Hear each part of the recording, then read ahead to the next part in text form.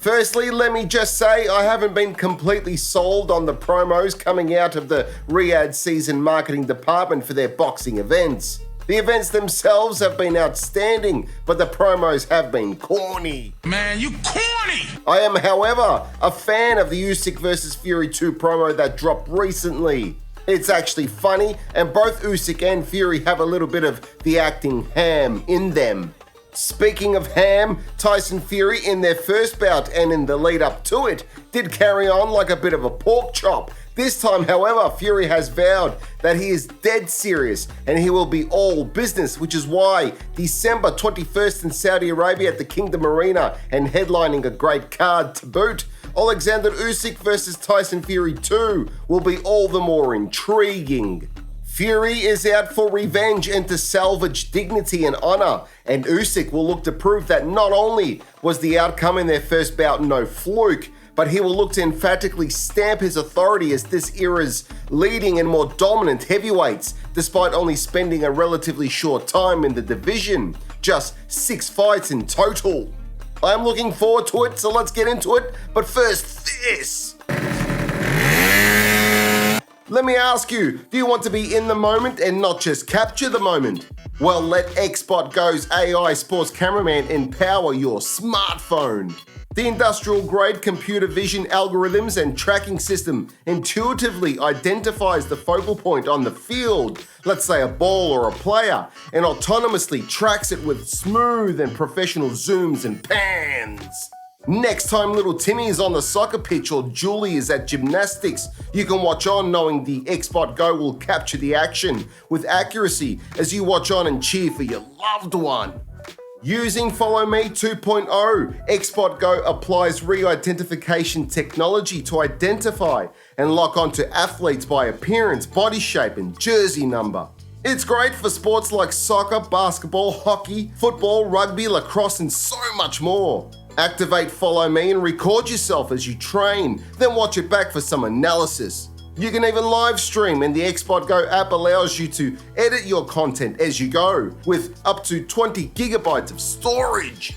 XbotGo is the only one consumption-grade AI product that can realize team sports tracking and recording with such precision and professionalism. Don't just record the moment, be in the moment. Act now, click the referral link in the description section below. By doing so, you can also take advantage of an exclusive discount. Don't forget to also check out XbotGo's official website for more information on their products, accessories, and the latest XbotGo news and updates. Let's get back to the video. Tyson Gypsy King Fury talked a lot of shit before his undisputed fight against Oleksandr Usyk was finally locked in after delays and rescheduling. It was rabbit this and gap too fat, but as the fight drew near, Fury was uncharacteristically not as confident, opting to avoid eye contact at weigh-ins, and there was a noticeable absence in much of the online trash talk. Well, not as much as usual anyway. Tyson's dad forgot that the fight wasn't about him and stole some of the limelight with his antics. Some would say a deliberate diversion. Nonetheless, come fight night of the first encounter between Usyk and Fury, and Tyson spent much of the early rounds goofing off and playing up for the fans. Many argued at the time, including Fury himself, that the fight against Usyk and Undisputed Glory was never really on Fury's radar, and he seemed somewhat disinterested early in the fight. Tyson did have plenty of moments in the bout, and in the middle rounds transitioned from an outside movement-orientated approach to a more forward, aggressive and physical tactic. The shift proved fruitful, and Fury was starting to bank rounds. However, it also opened Fury's defense up, making him susceptible to counterattacks.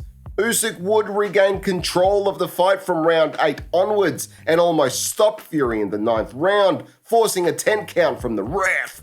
Oleksandr Usyk would go on to win by split decision, but it does beg the question, could a more confident and serious Fury have pulled off a win against the Ukrainian? This time we get to find out.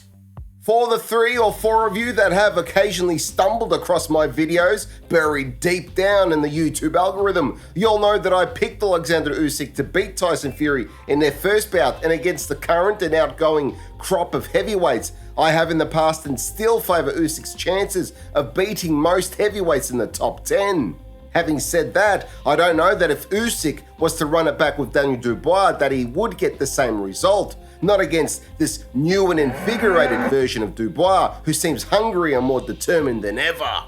As for Fury Part 2, I feel like things will be different this time around. Tyson came in the lightest he has been for some time against Usyk and hasn't weighed in so far below his usual fight weight since he faced Otto Wallin a few years back.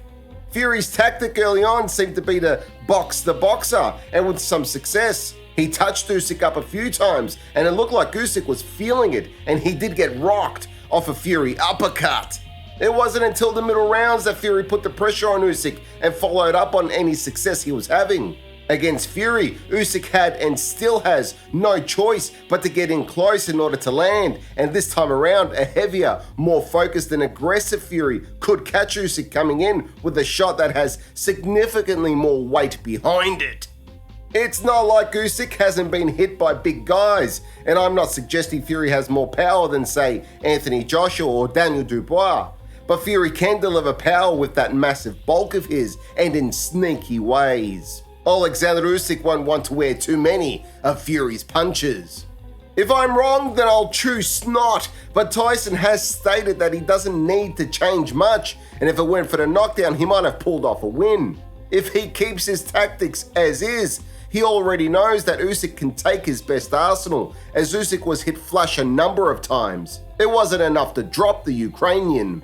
He also knows that he is likely to gas out before Usyk if he opts to box and move, being the much bigger man, even if he does come in relatively light again. Usyk struggled in those middle rounds with Fury's pressure, but Fury can't keep that up forever too, and being more aggressive does open Fury's defense up. Here's the predicament: if Fury comes in heavier, he'll be slower but carry more weight in his shots. If he comes in lighter like he did the first time, he'll be quicker, but he already knows there's not enough power behind the shot to put Usyk down. I'm just an armchair coach, but here's the thing: if Tyson knows that Usyk has to come into range to make contact, why doesn't Tyson bulk up a little? Not to his usual fight weight, but enough to put more meat on his punches. He'll lose a bit of speed, but he can still time Usyk and counter Usyk's offense. Maybe if he lands this time, it really rocks Usyk and then he can finish the job. The bigger you are, the quicker you'll burn through your energy reserve. I get that, but Tyson isn't going to beat Usyk in a boxing fight. He's got to try and knock Usyk out. As for Usyk, he really doesn't need to change too much, other than don't come in too wild like he did a few times in their first bout, and watch for Tyson's uppercut, because Tyson doesn't need to be in a phone booth in order to reach him. I still like Usyk's chances in this rematch in the way he was able to hurt Tyson the first time around. I actually think this time he stops Fury. Tyson does have amazing powers of recovery, but he doesn't beat the count this time. I have Oleksandr Usyk by late stoppage. What say you? Thank you for watching P4P TV. Please remember to subscribe and hit that notification bell for future updates. See you in the next one.